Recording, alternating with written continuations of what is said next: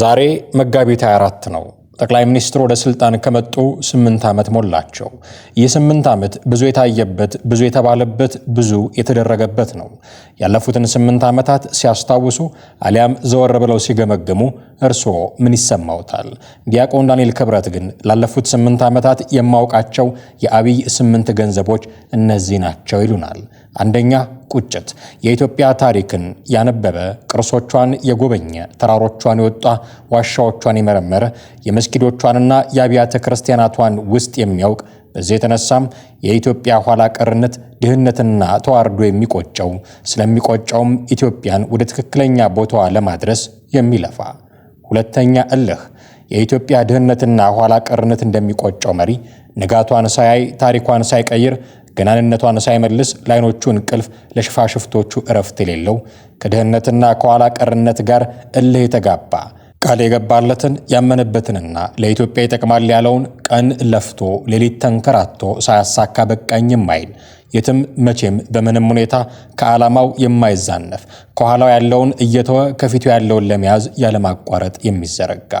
ሶስተኛ፣ ልቡ በአምላኩ የታመነ የአንበሳ ግሳት፣ የሌት ወፍ ጩኸት፣ የባቡ ፉጨት፣ የእንቁራሪቱ ማሽካካት ምንም የማይመስለው ሁሉም ከአምላኩ በታች መሆኑን የሚያምን በባህሩ ላይ ሲራመድ ማዕበሉን እንዳይፈራ ዓይኑን ከፈጣሪው ላይ ያልነቀለ ሁሉን የያዘውን የያዘ ማንም የማያሸንፈውን የተጠጋ የማይለወጠውን የተማመነ ዋጋን ለሰሪ ድልን ለፈጣሪ የሚሰጥ።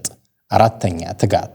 ከድህነትና ከኋላ ቀርነት ጋር በገባው እልህ የተነሳ ትጋት እግሩ ልፋት ባቡሩ የሆነ ቀን እንደ ሰራዊት ሌት እንደ መላእክት ሲለፋ የምታየው ፕሮጀክትን እንደ ልጁ ስራን እንደ ወዳጁ የሚያይ ሕዝበ አዳም እንደ ቤተልሔም ሰዎች ሲተኛ እሱ እንደ እረኞቹ ወደ ፕሮጀክቶቹ ሌት የሚገሰግስ። አምስተኛ፣ ፍቅር። በትጋት የሚያገለግላትን ከድህነቷና ከኋላ ቀርነቷ ጋር እልህ የተጋባባትን የስሟንና የታሪኳን ያህል ባለመሰልጠኗ የሚቆጭላትን ኢትዮጵያን ከልቡ የሚወዳት ፍቅሩን በዜማ መንሰፍሰፉን በቆዘማ የማይገልጥ ከዚያ ይልቅ ፍቅሩን በመስዋዕትነት መንሰፍሰፉን በትጋት የሚገልጥላት ልጅ ሆኖ የተዋጋላት መሪ ሆኖ ግንባር የወረደላት የኢትዮጵያ ፍቅር እንደ ሞት የበረታበት። ስድስተኛ፣ ሁሌ አዲስ። የሚወዳትን አገር ዕለት ዕለት አዲስ የሚያደርጋት ጠቅላይ ሚኒስትርነቱን በዓመት ሳይሆን በዕለት የሚለካ ለኢትዮጵያ ትናንት ምን አለፈ፣ ዛሬ ምን ተሰለፈ፣ ነገ ምን ተነጠፈ የሚል የመቶ ዓመታትን ዝግመት በወራት ፍጥነት የሚያካከስ ኢትዮጵያን እንደ እናቱ የሚያይ በዚህ የተነሳ የፈሰሰ ሊያቀና፣ የተሰበረ ሊያጸና፣ ትናንትን ሊያድስ፣ ነገን ሊቀይስ የሚተጋ። ሰባተኛ፣ ፈጠራ። ፍጥነት ቁርሱ፣ ፈጠራ ትራሱ።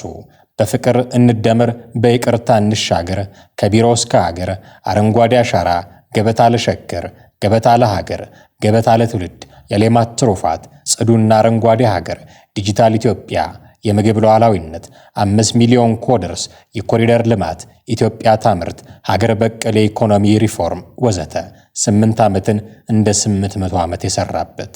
ስምንተኛ፣ የማንም የሁሉም። አወላለዱ፣ አስተዳደጉ፣ የትዳር ሕይወቱ፣ የእምነት ጉዞው፣ የባህል ስሪቱ፣ የአገልግሎት መንገዱ የሁሉ የሆነ በዚህም የተነሳ የማንም የግል ንብረት ያልሆነ ከሁሉም ያለው ለሁሉም የሚሰጠው ያለው የኢትዮጵያ ለመሆን የተሰራ በአንድ ሳጥን ሊቆልፉት የማይቻል አማካይ ለመሆን የታደለ አማን አማን ብለከ ከመ ዘአምር ንነግር ወበዘረኢነ ሰማዕተ ንከውን። እውነት እውነት እልሃለሁ የምናውቀውን እንናገራለን ያየነውንም እንመሰክራለን እንዲል መጽሐፉ። ዲያቆን ዳንኤል ክብረት። ዲያቆኑ አማካሪ ከዚህ በፊት ያገለግሉበት የነበረው ማኅበረ ቅዱሳን የተባለው ማኅበር የሚታወቅበትን የቴሌቪዥን ጥቅስ ተጠቅመው ባጠናቀቁት መልእክታቸው ላይ የእርስዎ እይታ ምን ይሆን? በሐሳብ መስጫ ሳጥኑ ላይ ብታጋሩን ደስ ይለናል። የኮማንደር ፍቅሩ ሙሉዬ ለመንግስት እጅ መስጠት ብዙ ነገሮችን እያወጣ ነው። ከዚህ በፊት ለዘመነ ካሴ ስልክ ደውለውለታል የተባሉት በድሩ ሁሴን አሁን ደግሞ ከፍቅሩ እጅ መስጠት ጋር የተገናኘ ምስጢር አለው በተባለለት ክስተት ለምሬ ወዳጆም ስልክ መደወላቸው እየተሰማ ነው።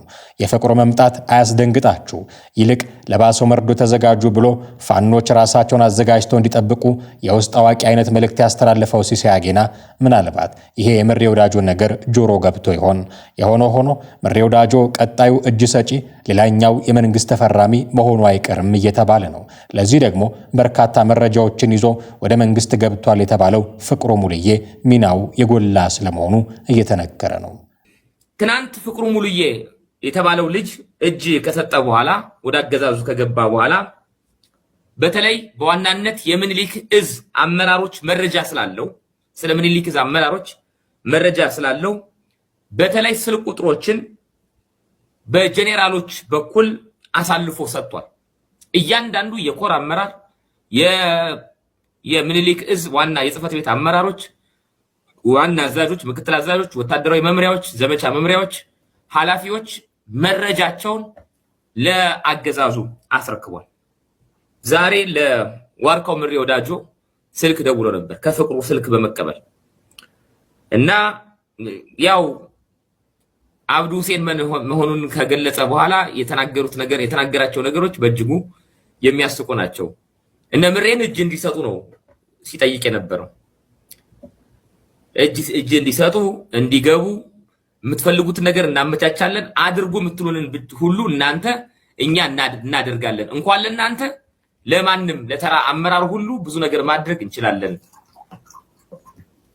እና የተነገረው ነገር አንዱ አስቂኙ ነገር ምንድነው? ብዙ የማይጠቅም አመራር አለን ነው ሲባል የነበረው። ብዙ የማይጠቅም አመራር አለን። የብአዴን አመራር ሆኖ በወረዳ ደረጃ ብዙም ደረጃ ያለ ብዙ የማይጠቅም አመራር አለን። እናንተ እኮ እሺ ብትሉን፣ እናንተ እኮ ወደ ክልሉ ብትመጡ፣ ወደ ብአዴን ብትመጡ የፈለገውን የብአዴን አመራር ሁሉ አባረን በቦታው ላይ ልንተካችሁ እንችላለን የሚል የስልጣን ማማለያ፣ የፈለጋችሁትን ገንዘብ እንሰጣችኋለን የሚል የገንዘብ ማማለያ፣ ወደ ውጭ ሀገራት እንልካችኋለን ከነቤተሰባችሁ እንደዚህ እናደርግላችኋለን የሚል ማማለያ ነው አገዛዙ የሚያቀርበው። እና ዋርካው ምሬ ወዳጆን በወጉ አለማወቅ ማለት ይሄ ነው። ዋርካው ምሬ ወዳጆ የአባቶቻችን ተምሳሌት ከሆኑ ፋኖች መካከል አንዱ ነው። አባቶቻችን ተምሳሌት። ፍቅሩ በበኩሉ ሰላምን የመረጥኩት ጦርነት መፍትሄ ስለማይሆን ነው ባይ ነው። ትግሉ ከተጀመረ 3 ዓመት ሆኖታል። ግን ከቀበሌና ከወረዳ ከንሱ ቀበሌዎች አልወጣንም። ሁሉም በየጎጥ ነው የሚታገለው ማለት ነው። ትግል ደግሞ እንደዚህ አይሄድም። እኔ ሁሉ ትግል አለ ብዬ ወጥቻለሁ። እየታገልኩ ነው የነበረው። አማራ ተበደለ ሲባል የመውጣት ሂደት ነበር። የበደልነው ግን እኛ ነን ማለት ነው። ምክንያቱም አንደኛው የቢዝነስ ማከማቻ አድርጎታል። አንደኛው ልጁን እያስተማረ ልጁን የተመቻቸ ቦታ እያስቀመጠ፣ አንደኛው ደግሞ የድሃ ልጅ በየቦታው እየሞተ ህይወት እየገበረ ህይወት እየከፈለ ይገኛል ማለት ነው። ስለዚህ ጦርነት ለማንም አይበጅም፣ ለማንም አይጠቅም። ይህ በእንዲህ እንዳለ እንደ ፍቅሩ ሙሉዬ የሰላምን አማራጭ አንቀበልም ባሉት ላይ እርምጃ እየወሰድኩ ነው ብሏል የመከላከያ ሰራዊት ዛሬ ባሰራጨው ዘገባ።